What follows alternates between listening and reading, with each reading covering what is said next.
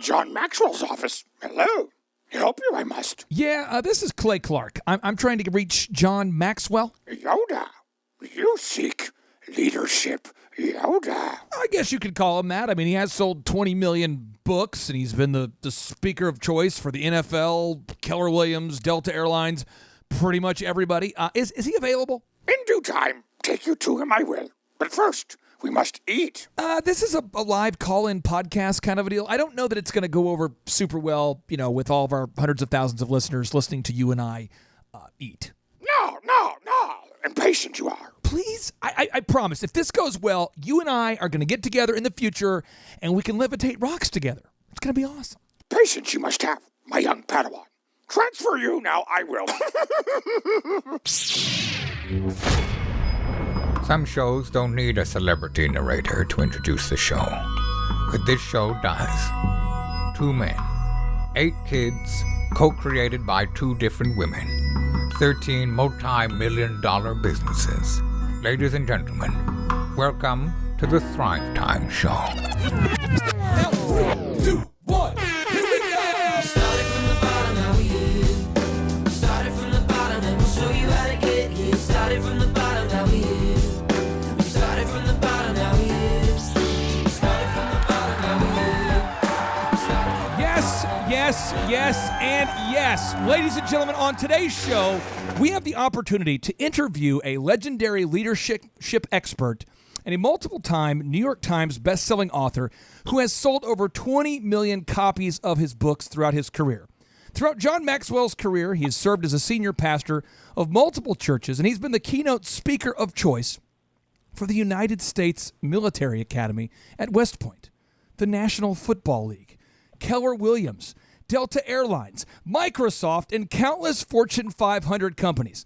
I first read John's book, The 21 Irrefutable Laws of Leadership, on a 7-day Caribbean cruise in 2003 when my multi-million-dollar company, DJ Connection, was imploding as a result of great marketing and great sales and poor leadership and management skills. John, your book sincerely changed my life. Ladies and gentlemen, let's welcome Mr. John Maxwell onto the show. How are you, sir? Oh, I'm excited to be with you, Clay. My gosh, with that intro, why wouldn't I be excited? I think everybody's excited. So good to have some time with you and your listeners, that's for sure. John, I remember being on the cruise ship. It was a Princess Cruise Line. I'm reading through the book, and as I'm flipping through the pages, I'm going, oh no, everything that he's telling people to do, I'm not doing. And so I'd like to start with the law of the lid. That was the one that I read, and I go, Yeah. uh-oh. Can you please explain to the listeners what the law of the lid is all about? Yeah, I sure can, Clay. It's life-changing. The law of the lid basically says how well you lead determines how well you succeed. And to illustrate it the best way I can is if from a 1 to a 10, I'm an average leader, I'm a 5, well, then that 5 represents my lid. And what that means is my organization is going to be a 4, a 3, a 2, or 1. It's impossible for my organization to rise above that lid. So whatever I am as a leader is going to contain what I'm leading. And, but if that's discouraging to a person, the encouraging part is that you can learn to lead. You can learn to grow as a leader. You can be better. So you can go from, if you're average, you can go from a 5 to 6 to 7 to 8. And every time I raise my lid, I raise the potential of my organization also. And that law has clear back when I was 25, I became convinced that everything rises and falls on leadership. That if leadership's good, good things happen. If leadership's bad things happen. And so that law has been kind of my life stance in leadership for a lot of years. I just know it's to be a true law. And so I love leadership, and I love helping people learn to lead. And what I really help doing is lifting the lid for people and helping them go higher. So hopefully after you read the book on the cruise, you got the lid lifted a little bit, buddy. Well, I highlighted pretty much every part of every page in the book. And I got back to Tulsa, and I thought, I've got a lot of work to do. And one of the things I did is I did a deep dive into you, because the laws you were teaching were really, really powerful, but I thought, but who is John Maxwell? You know, I think a lot of people know your name, but they don't know your background, and I certainly didn't at the time. Could you share with the listeners a little bit about your background before becoming the best-selling author and leadership expert that people now know you as today? What were you doing before that? Well, I was a pastor. I'm a theologue, and grew up in a leadership home, but grew up in a home where my father was a pastor. And so when I graduated from college, I went to my first little church in Hillham, Indiana, and had 3 people the first Sunday, and 2 of them were my wife, Margaret, and me, and away we go. Nice. Of course, I didn't know anything about leadership. And but I realized very quickly if I was going to grow that church, I was going to have to know a lot about leadership. And so I began to be consumed by it and read it and study it and practice it. And the more that I did dive into leadership, the more I realized that that was essential. So by the time I was 29, I had the 10th largest church in America, and people were coming to me and asking me how I did it. And really, I did it by leadership principles. And by the way, everything I know, Clay, about leadership, everything is out of the Bible. Everything. In fact, when I'm in a secular conference and I'm doing some interactive Q&A, whatever, and sometimes once in a while, not often, my faith will come up or whatever, and I'll just basically tell them, everything I know about leadership I learned from the Bible, and I'll see this kind of disappointment look on their face, and then I'll say, no, let me explain something to you. Everything you know about leadership came out of the Bible too. And it's a huge exercise. I'll say, okay, give me your greatest leadership thought, and I'll give you a biblical principle right off of it. And it's, oh my gosh, it's like magic, because all of a sudden they're saying, wow, you mean this has biblical roots? Yes, it does. Yes, it does. So I was a pastor, and I started writing books to help pastors learn how to lead, because I had 3 degrees and never had a leadership course in any of my 3 studies or degrees. And so I thought, I've got to somebody's got to teach these leaders how to lead, these pastors. And so I started writing books for them. And I was with my publisher, and we were having a publishers meeting in 1995, and my books were really doing well. And so they had done some research on it. They came and they said something that shocked me. They said, 2/3 of your book are not bought by the Christian community at all. They're bought in secular bookstores by the business community. Literally at that moment, I knew I needed to make a leader shift. I needed to go over there, because I have a heart for sharing my faith and evangelism. And I thought, wow, this will give me an opportunity to have an audience that very few people in my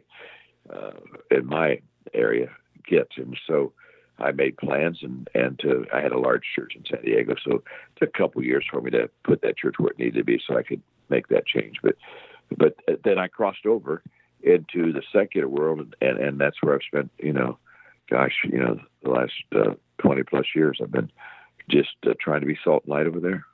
I would like to get into your new book that you are releasing here. I'm super excited about it. I'm excited to read the book, to dive into the book. I had an advanced copy, so I was able to really take some notes and put some questions together. But I promised Pastor Randy Frazee and Pastor Brady Boyd that I would tell you hello. I interviewed them yesterday, and they said, you got to tell them hello. So hopefully you know those guys. Hopefully they're not randos. I'm just not making up names here. No, both those boys they're the real deal. And I'll bet you had a great time with them, didn't you? I did. But here's the deal. Pastor Frazee is from, he has family from Frazee, Minnesota. Turns out he's related to my uncle.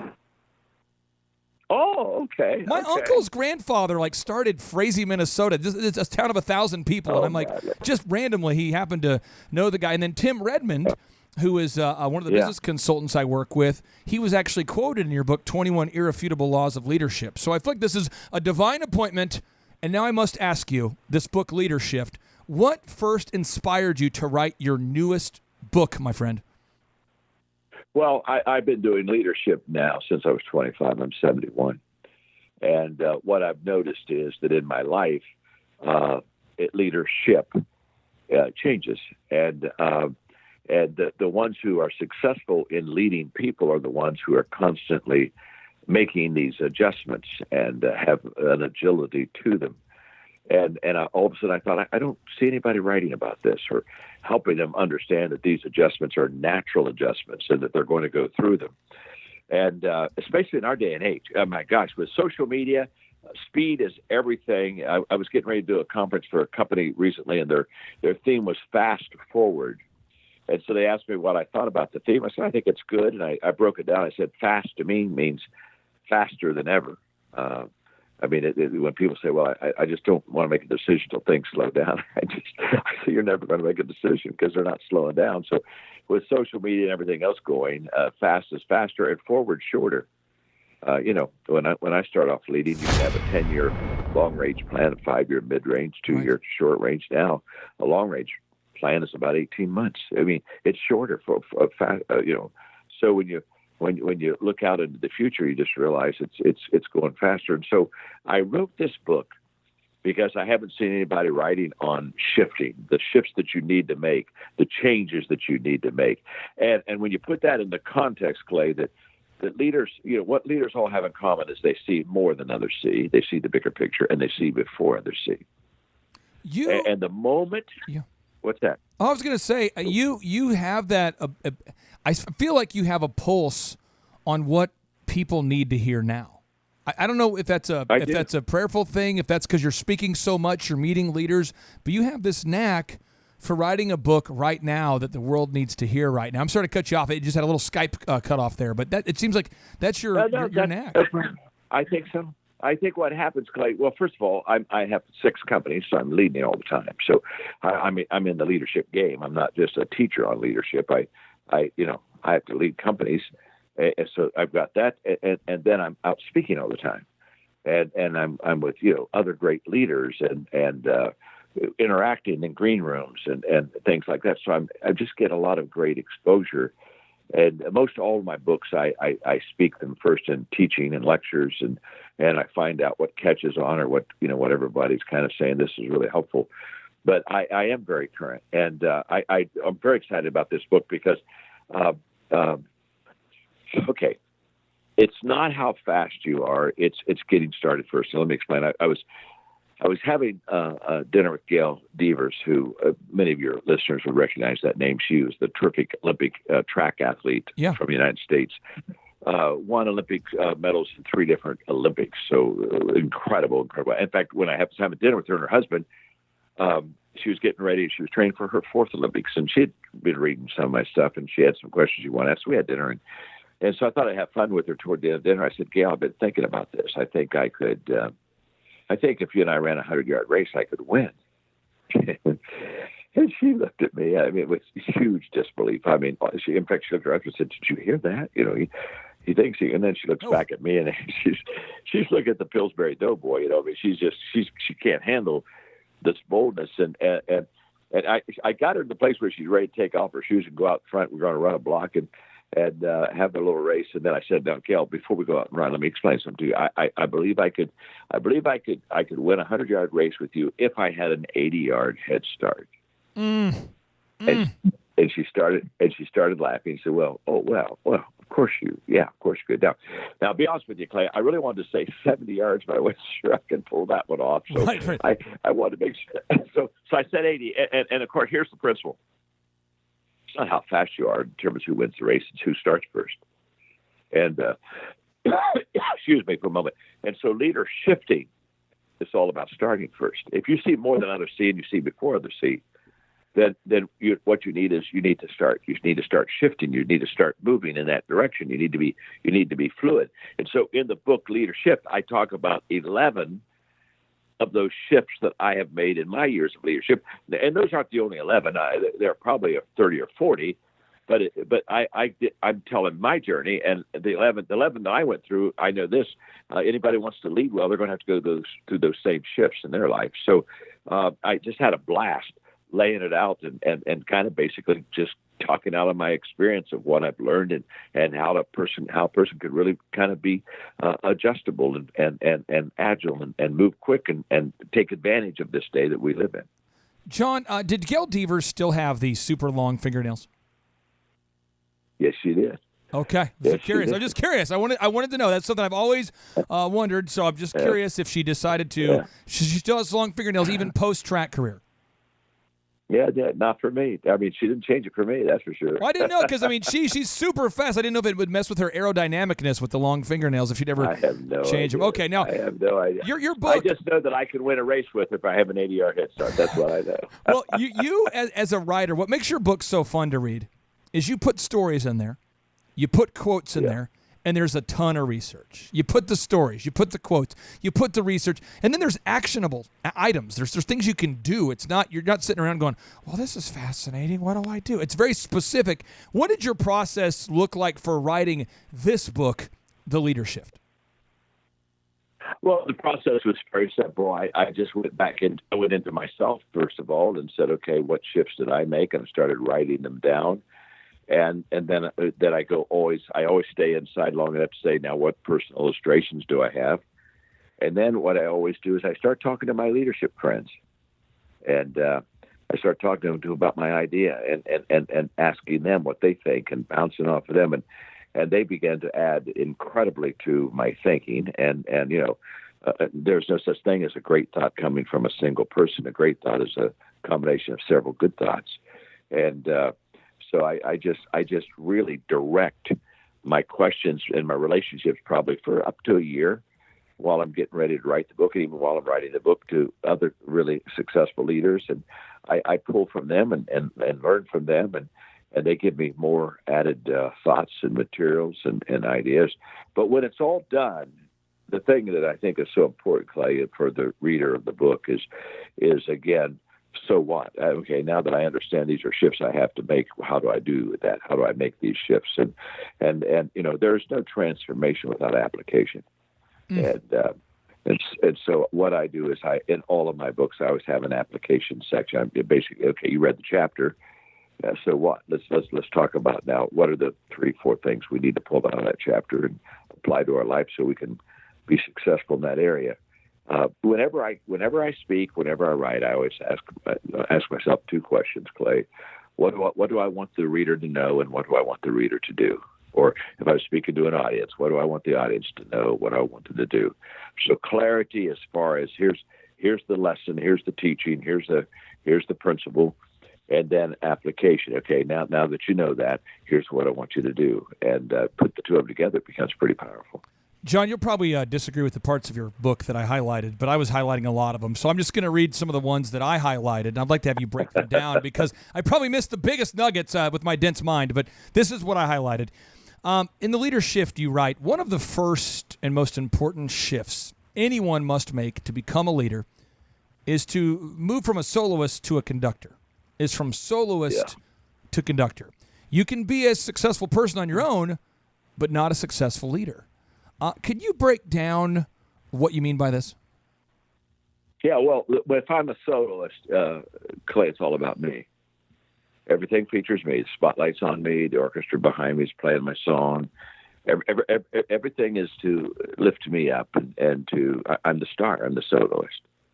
And one of the things that leaders do immediately, Clay, is they realize that it is not about them. It's really about others. And so a lot of people never make that shift because they want it to be about them. And so I think almost the first shift every leader has to face is, do I want it to be about me, or do I want it to be about others? If I want it to be about me, if I lead, it'll be a very small group. If I want it to be about others, then wow, it could become huge. And I started the book with that because I think that's tackling the first issue. And if I just say I'm going to be a conductor, then I'm ready to go make some other shifts in my life. If I'm going to be a soloist, that's a whole different deal. I love the statement that I use in my Laws of Teamwork book that says, one is too small of a number to achieve greatness. And it really is. And if you're going to climb Mount Everest, you're going to have people around you. You got to have a team. If you're just going to take a hill out back behind your backyard, you can probably put on your tennis shoes and climb the hill by yourself. But the big stuff, you can't go by yourself. And so the shift has to be made sometime. Basically, how big is my dream? How big is my team? And a nightmare is a big dream and a bad team. Oh, gosh, that's a nightmare. And so you got to learn to be a conductor. You got to begin to lead and point to and feature the strengths of the orchestra, not your strengths. John, I don't expect you to have done exhaustive research on me like I did on you. I did kind of creeper level research on you, before interviewing you. But when I read your book, The 21 Irrefutable Laws of Leadership, I remember I had a company called DJConnection.com, one of the first multi-million-dollar companies I had ever started. It was before I sold it, it was the largest wedding entertainment company in the country. And I realized, oh no, everything is about me. I am definitely, it's all about me. I've got the law of the lead. I'm a soloist. Why do you feel like that I was able to implement and have success when so many other people maybe read a book and then don't implement? I mean, why do you feel, I just want to, because I know there's somebody out there who maybe reads some of your books and then doesn't apply. I would like for you to speak into the lives of the people out there that have, why are some people able to implement and some people not? Help us implement. Well, I think anyone could implement. I don't think it's can I apply it to my life. I think will I apply it to my life? Whenever I look at a person, I always ask the question, are people, can they and will they? Can they has to do with ability. Will they has to do with attitude. And I anybody can apply it. The reason that you learned from the book and applied that book to your life, Clay, is very simple. You're teachable. You have a teachable spirit. A teachable spirit is a spirit that wants to learn and is willing to change. And it has to be both, wants to learn and is willing to change. See, learning in itself is not going to do it for you. The greatest gap in the world is a gap between knowing and doing. So when a person says, well, I'm learning something, well, that's nice. The question I have is, are you improving? Mm.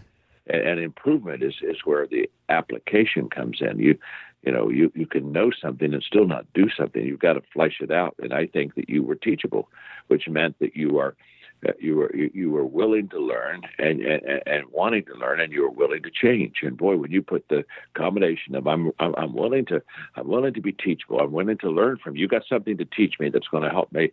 But not only is it going to help me, I'm going to help myself. I'm going to apply it to my life.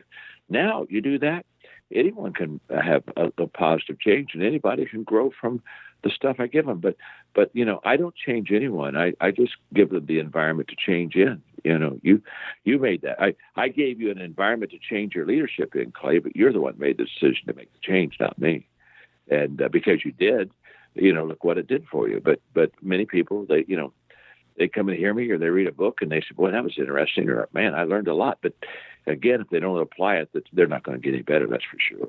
I probably owe you residual royalties for all the shameless ideas I've stolen from you over the years. So, in chapter 4, I'll give you the address to send them to. Okay, all right. Now, in chapter 4 of your newest book, we're moving on there. I don't think we heard that part. So, chapter 4 of your book. You weren't very teachable there. All right. In chapter 4 of your newest book, Leadership. I feel like, again, I could highlight the whole chapter, but the chapter is titled Perks to Price. Could you break down what this chapter of your book is all about? Yeah, well, it's very simply, one of the things I teach is everything worthwhile is uphill. And it's a phenomenal principle. And in fact, when I teach it to an audience, I just raise one of my arms and uphill, and I just hold it for a while and say everything that you need to know about success in life is visually right before you right now. And so they're just looking at my arm raised in the air, and I let it sink in visually, and I say, now everything worthwhile, it's uphill. There's nothing in your life or my life, Clay, that's worthwhile that we slid to. There's never. That we didn't slide down to something that was very special and precious to us. We had to climb up to it, and that means you have to have energy. That means you have to have effort. That means it takes time. There are no shortcuts to this. And by the way, it's uphill all the way. It's not uphill part of the way. Right. Everything was uphill, and so to go uphill, you have to be intentional. And this is where it really really becomes huge. No one's ever written a book on accidental achievements, and That's the price that you pay. And what I tell people is it's not a price you pay once, and after you pay it, then you're on an easy street the rest of your life. No, this is a price that you pay every day. It's uphill all the way, and most people don't handle that. Most people they don't leave their life; they accept their life, and because of that, they're waiting. They're waiting for a better day, an easier moment. And it doesn't come to them, and they never reach their potential. Not because they couldn't, they didn't reach their potential because they wouldn't. And what I tell people all the time is that the price is the obstacle between you and your potential. And so the question is not when people say, "Do you think I can reach my dream?" I say, "Well, yeah, yeah, I think you can." The question is not can you. The question is will you. See. The dream is free, but the journey isn't. I could not agree with you more. To launch this podcast, we've spent $10,000 a month on AdWords for a long time to promote this. We have 1,400 some odd shows, just grinding, working. And my partner and I, people look at us now and say, you guys have built 13 multi-million-dollar companies. That's great. But they don't realize the uphill battle that we had to fight the entire time. And we have one of our listeners out there who she's a fighter. She's a hard worker. And I promised her that I would ask you a question on the show. She's a longtime reader of all of your books. And really, she is a huge fan. So, John, this is the question from Lori Kelly. She asks you. She says, as a leader, there are always people needing you. How do you, Mr. John Maxwell, organize your day so you can accomplish the things you need to do as well as help others accomplish what they need to do? Well, that's a great question, and there's several things go through my mind. Let me get them to you very quickly. First of all, the question is not will your calendar be full. The question is who will fill your calendar. If I let all the needs of the world fill my calendar, I'll never get on to what my purpose and calling and giftedness is. So I fill the calendar. And what I do is I fill it with the things that I need to do to help the most amount of people. So you can't meet everybody's needs. So one of the principles I follow is very simple. Do for one what you wish you could do for many. And I do. I'll find a person and pour into them and give them what I can't get of everybody because of time. But my requirement is if I deposit this in you, you got to go deposit this in others too, so that I can kind of keep it moving and, help it be a river, not a reservoir. So, it's a great question, but I think you have to keep control of your calendar. There's no such thing, by the way, as time management. When people talk about time management, it cracks me up. You can't manage time.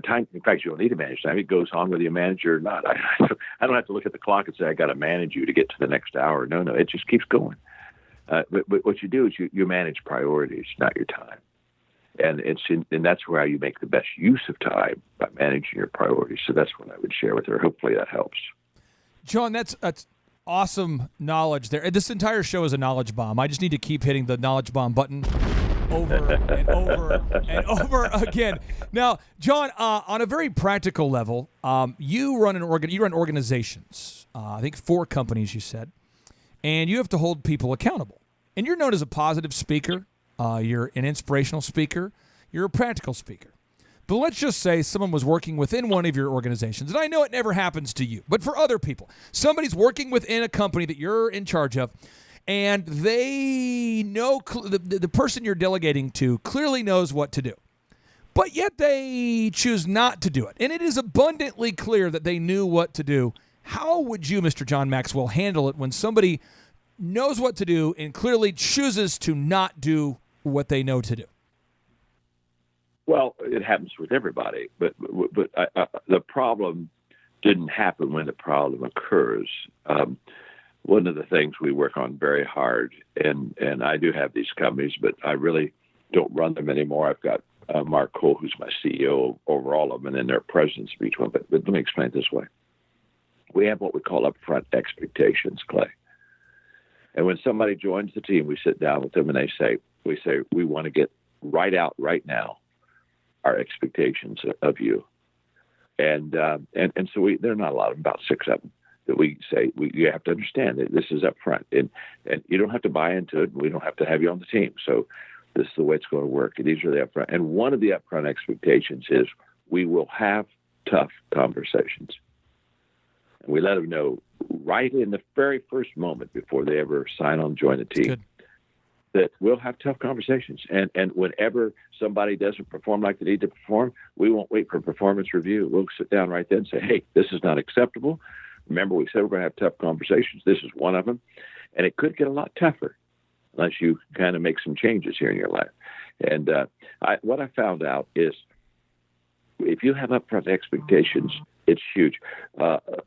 Max Dupree said, the first responsibility of a leader is to define reality. And I think upfront expectations does that for it. Hopefully it does. That's how we do it. John, I cannot thank you enough for hopping on the show today to share with our hundreds of thousands of listeners. We have about 500,000 people a month that download this podcast, and on behalf of everybody, I just want to say thank you for investing in our listeners. And I would invite all the listeners to check out your newest book, The Leader Shift. This book is game-changing. John, thank you for sending me an advanced copy of the book. And I hopefully this podcast did not fail to meet your expectations, my friend. I loved it. I love being with you, and let's do it again, okay? I tell you what, I will circle back to you. And again, you changed my life. A cruise boat, djconnection.com. If you Google it when we hop off, you'll see it's all over the country now because of you and the leadership that you taught me so many years ago. And I hope you have a blessed day, my friend. Yeah, well, let's keep in touch, okay? All right, you take care. Blessings. Bye-bye. Bye.